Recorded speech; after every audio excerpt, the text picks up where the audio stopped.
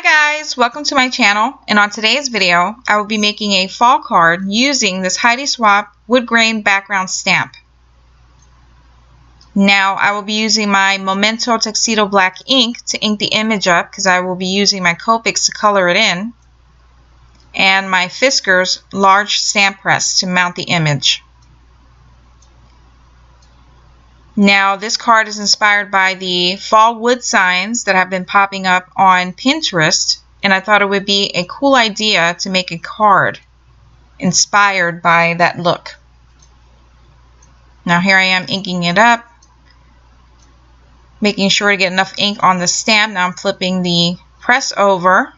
Now I'm lining up my panel, which I cut down at 5.5 by 5.5 inches, just a little bit larger than the actual image itself.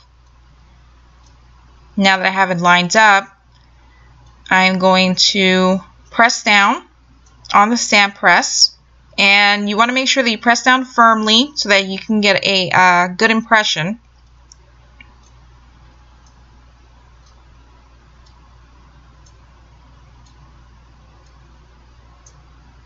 And there you go.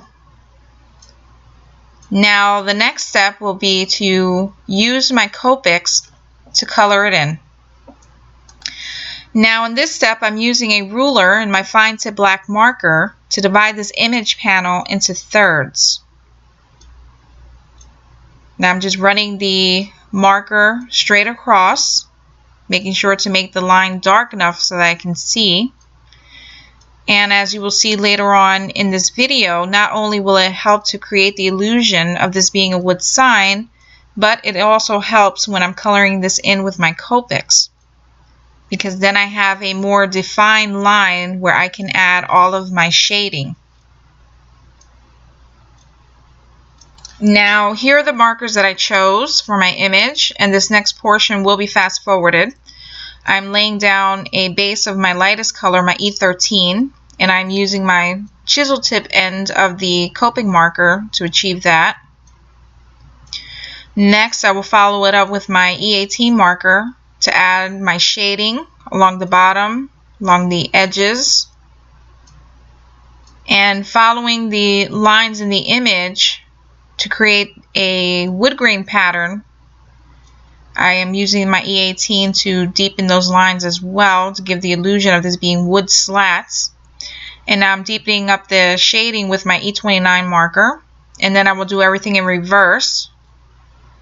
I will soften up my shading with my E18 marker, and then I will blend everything together with my E13.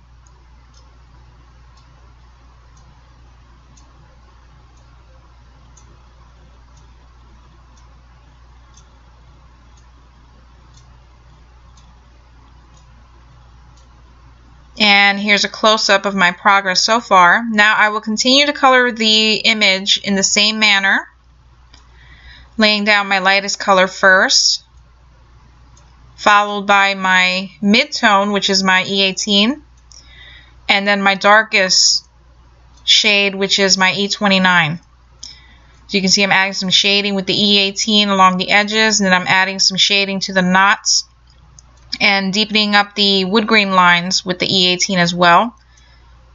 And then I will come back in with my E29 to deepen up that shading, and then do everything in reverse.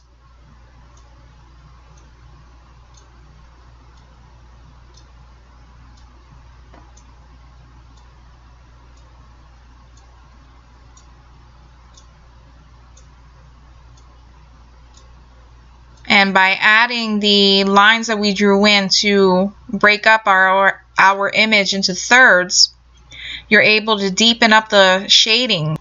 And here's the completed panel. Now I'll be using this Inkadinkado Alpha stamp set to spell out the word fall, and I will also be using that scripty flourish as well. And I will be stamping these letters using my Versamark ink and embossing it with my Recollections white embossing powder. Now this part will be fast forwarded, of course, and now I'm lining up my letters along the bottom, inking it up with my Versamark, and once I have my sentiment stamped, I will go back in and emboss everything.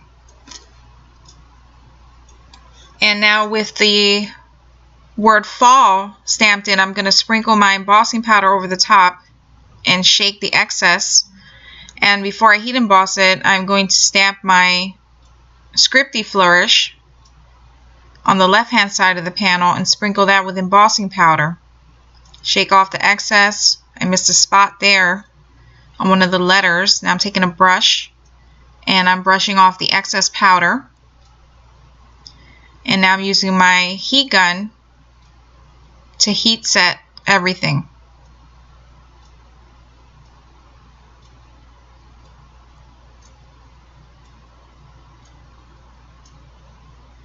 And here's a close-up of what it looks like so far. Now off camera, I stamped the rest of my sentiment so it reads "The Beauty of Fall" using different alpha stamps from Inkadinkado.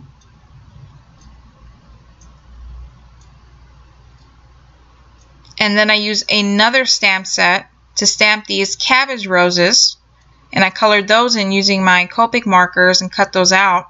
I will leave a list of the colors I used down in the description box below. I stamped a few of these roses, and then I only cut and colored a few of the centers. And here is a leaf that I stamped and cut. And I will be arranging these on the sign.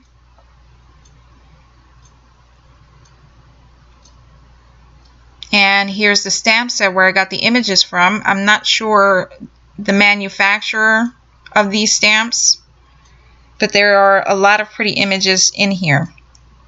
As you can see, the leaf stamp is a solid stamp, so I had to use a colored ink pad to stamp it on white cardstock, and then I just used my Copics and Match to add some shading and deepen the color a bit.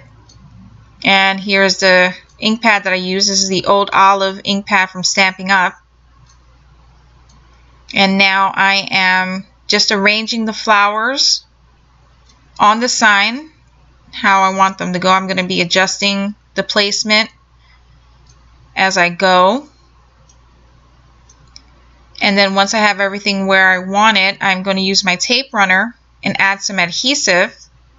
But I am not going to press down on the images just yet, because in case I need to move things around, it'll be a lot easier to just do it this way so I won't ruin the sign.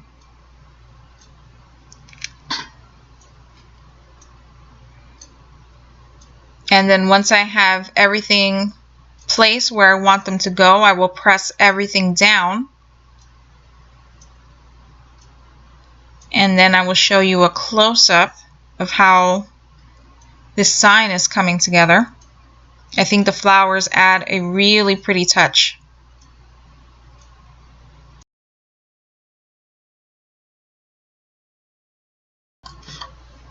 And here's how our sign is looking so far. Off camera, I cut out a few more of the centers of the cabbage roses and colored those in and added them to the sign to balance out the images.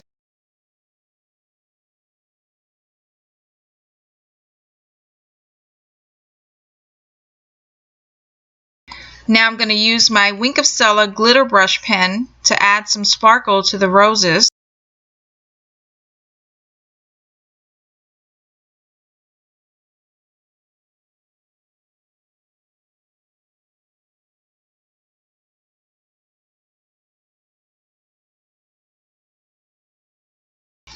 And now I'll bring it up close so you can see all of the sparkle that you get with the Wink of Stella.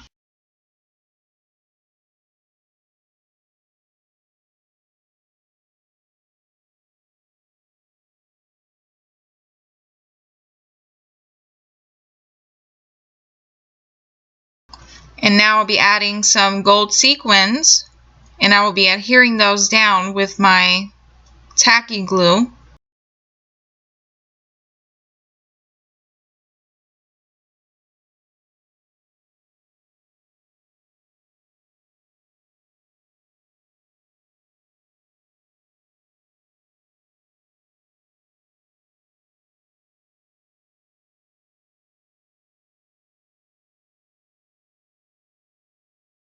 description. And here's our completed card. Off camera, I added it to a white cardstock base, and I will leave the measurements down in the description box below. And I use pop dots to adhere it. And here's a close-up of the card. And I would like to thank you guys for watching. Please subscribe for more videos, and I will catch you guys next time. Bye!